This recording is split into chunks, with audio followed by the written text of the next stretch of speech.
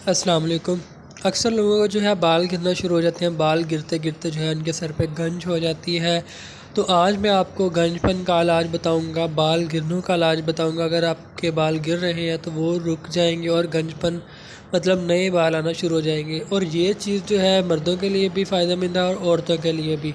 ठीक है, तो इसमें आपने करना क्या, एलोवेरा लेना, उसका अंदर वाला गोदा आपने निकाल के साइड पर रख देना और बाकी जो अंदर वाली साइड है उससे आपने सर की मालिश करनी है।